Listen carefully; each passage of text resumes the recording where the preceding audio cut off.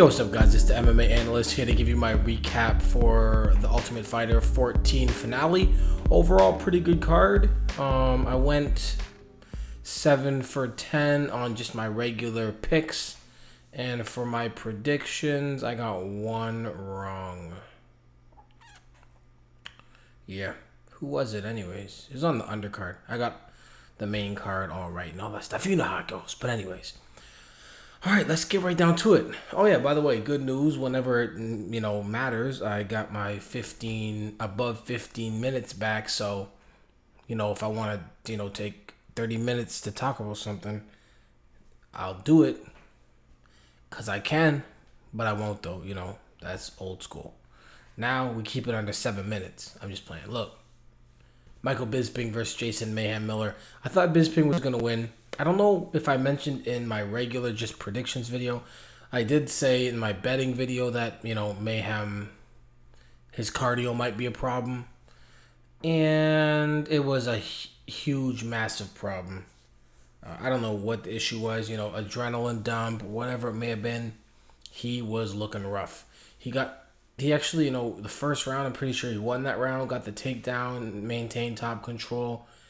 And really, it just came down to after they got up. I think the last time I remember this happened, like Dennis Kang took down Michael Bisping, kept him down, and the next time they both stood to their feet, Dennis Kang was dead tired and Michael Bisping was ready to go.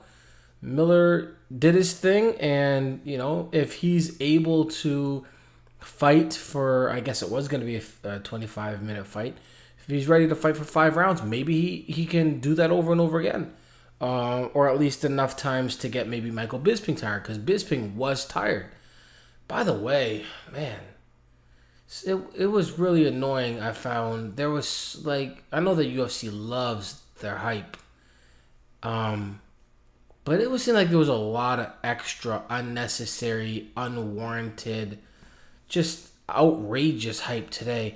I forget who it was on the undercard. One of the guys, just a undercard Ultimate Fighter, we're not going to be on Spike anymore, so we're just going to throw anything on there. He had some other guy who was just some terrible, in general, fighter in the Muay Thai plum for forever. And Joe Rogan, and not Goldberg. Goldberg says some crazy stuff, and you kind of just expect him to just say crazy, ridiculous stuff. And you even at this point, you just go, that's Goldberg. He does that, Obviously, infamous Travis Luter's like the Michael Jordan of Brazilian Jiu-Jitsu. And Joe Rogan's like, all right, man, stop that, right? But it was Joe. And Joe said, I think he said, was it Joe for this? No, I know Joe said the boxing with Michael Bisping. I think it was Joe, though. And he said, this is some of the best Muay Thai we've seen displayed in the octagon. Not tonight, not ever. He said in the octagon. That means whenever there was an octagon. Does your opponent matter? Does it matter who you're doing it to? It was ridiculous. And later on, he said, I think this might have been Goldberg, but it don't matter, right? One of them said Michael Bisping has a very high level of boxing. Michael Bisping is all right. You know what I mean? He does what he needs to do, and he can keep his hands up. He knows how to throw down the middle.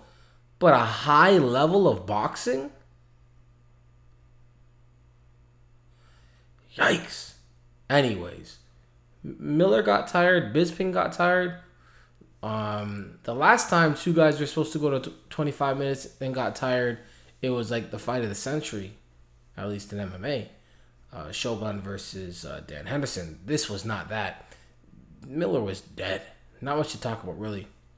Guess I'm just rambling because I can now. So yeah, there you go. Bisping knew, though. Joe Rogan said Anderson Silva title shot, and Bisping was like, look, I don't even know what I was thinking. That wasn't even me. Somebody possessed me or something. He knew that was not even Come on. And to be honest, part of me actually wanted Michael Bisping to do really well and just run through Mayhem Miller just so maybe it would tempt Joe Silva and Dana White into saying, you know what? Let's give Bisping a title shot. Because really, if you look at Michael Bisping's career, I think they said something like he's fought in the UFC like 16 times or something like that. 1, 2, 3, 4, 5, 6, 7, 8, 9, 10, 11, 12, 13, 14, 15 times. And out of those 15 times, he faced somebody who was in the top 10 of their division once. Rashad that was early in his career, so don't count. Matt Helmo was nobody. Dan Henderson, that's it. Everybody else was nowhere near the top 10. Jorge Rivera, Akiyama was looking terrible when they fought. I'm not saying they're not good fighters. I'm just saying they're not top 10.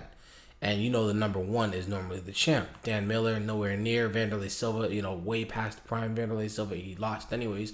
Dennis Kang, nowhere near. Chris Lieben, nope. Jason Day, nope. And this was back in the day, so Charles McCarthy, Elvis Sinisek, Eric Schaefer, come on now. How long is the UFC going to actually protect Michael Bisping? How long? I know they can't afford to let him Dan Hardy himself, put him against all these top guys and he's just going to get beat up, right? I know that. But, what are they going to do? Is he just going to keep fighting in, in Europe or on Ultimate Fighter finales or, is he ever going to fight pay-per-view? Does he ever fight on pay-per-view cards? It's crazy, really. Crazy, paper. How long can this last, in all honesty?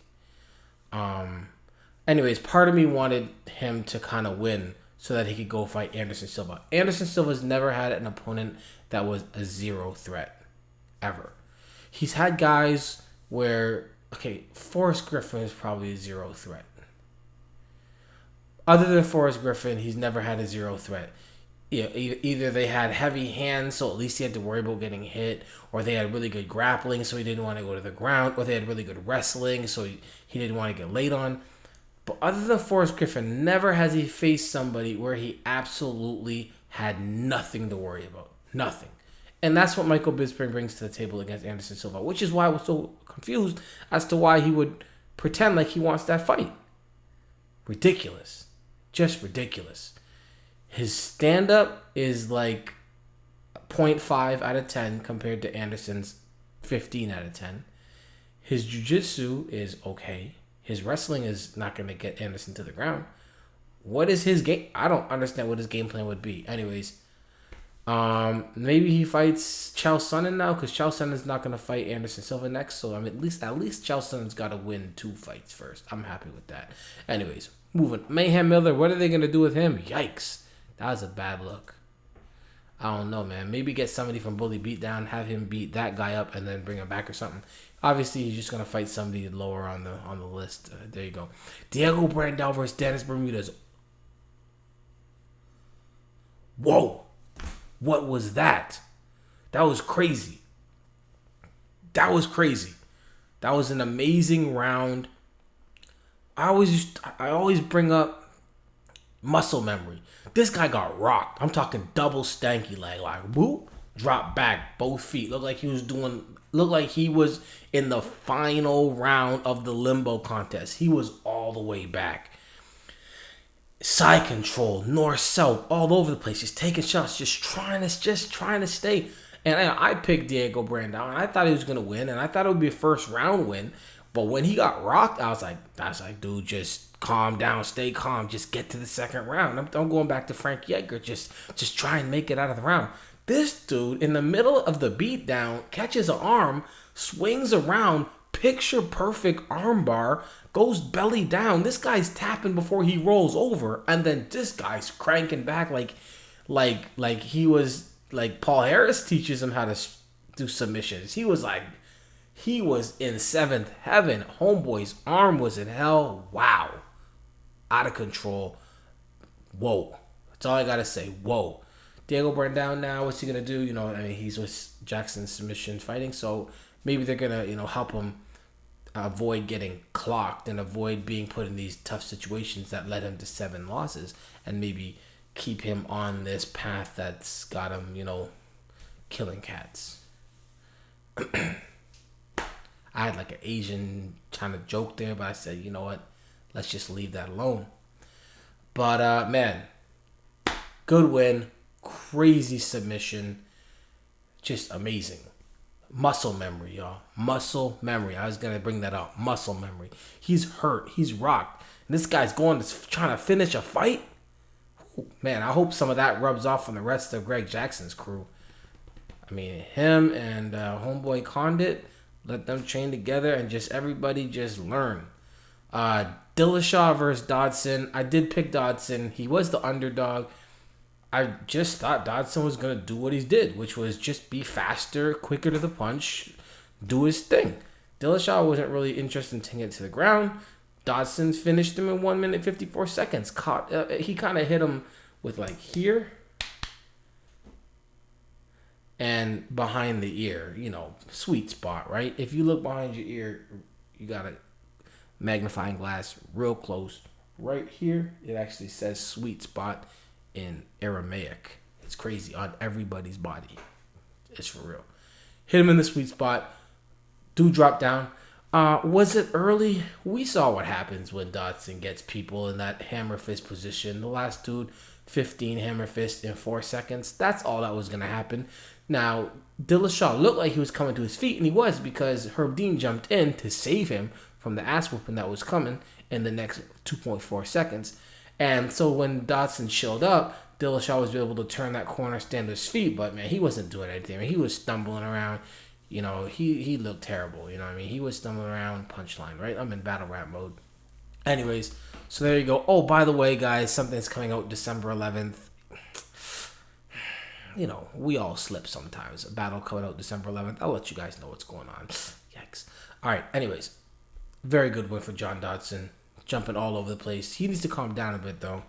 Doing all types of craziness. Just doing back flips, front flips, side flips, twists. Crazy. But yeah, good win. Jackson killing it. Jackson Camp's killing it, but they're still not killing it as much as Black House / Team Nogueira crew / Ed Soares, where if somehow Machida can win, he's the manager of like 5 out of 7 titles. Are there 7 titles? Anyways, the point is, I'm just saying, but anyways, back to the point. Greg Jackson, your team is killing it. All right, Tony Ferguson, Yves Edwards. Good fight. I was watching this fight and I said, Tony Ferguson, what's this? What's all this? Because I'm watching MMA, right? And I see him doing all this and I'm confused. I go, oh, that's head movement. I never see that in MMA. So it was very surprising to see it. And then he's also doing this weird thing with his arm and he kept just throwing it straight.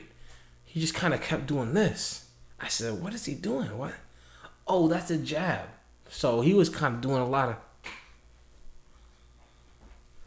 I said, oh, that's head movement and jab. I see that in boxing, but I never see it in MMA. So it was nice to see. He got tired. Once he got a little bit tired, it got a little sloppy. He had some problems with his stand-up. He spun around a few times. That's a no-no. Don't do that. And he also really reaches with the strikes. But at the end of the day, he's learning. He's doing his thing. And yeah, man, very big win over Yves Edwards, who still looked on point, just couldn't get it done. Good win for Tony Ferguson. Was that a beatdown or was that a beatdown? Johnny Bedford. Oh my goodness, I can't even talk about this one because it was just vicious, absolutely vicious. So just don't. That was just despicable. And on top of that, when you look like an idiot and then you get beat up like that, right? What is he had? Green or purple dyed hair in braid? Come on, man. What are you doing? Right? You coming out here, you can get your ass whooped, at least look respectable. All right, so there you go. That's it. On the undercard, Brimage looked on point, actually, over Stephen Bass. I don't know. Albert, wow. Wow, Albert absolutely smashed Page, just killed him. Delorme defeated Josh Ferguson. So what did he submit both of the brothers now? He's gonna go over to the house and submit the mom and the dad.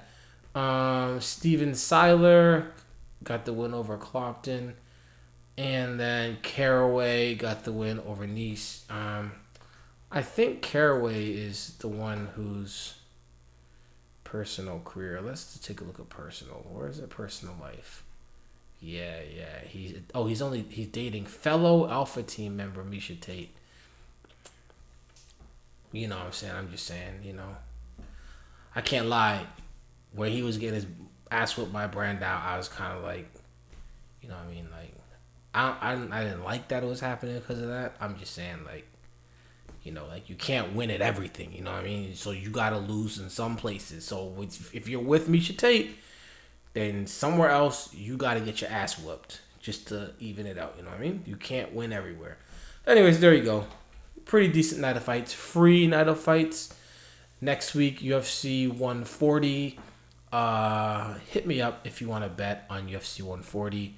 I'm thinking about putting together a little, like a Christmas special type of thing. Like, normally, if you sign up, then, you can bet wherever you want, with the links, and then I give you, like, a free month, but maybe, like, make it, like, a free month plus extra 2 cards or whatever. I'm thinking about doing that.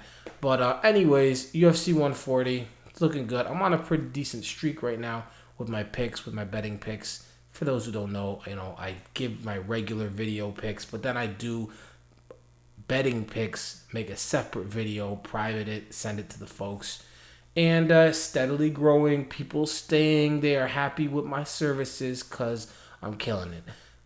So, I don't tell the future, I can't do that, so I'm going to get some wrong.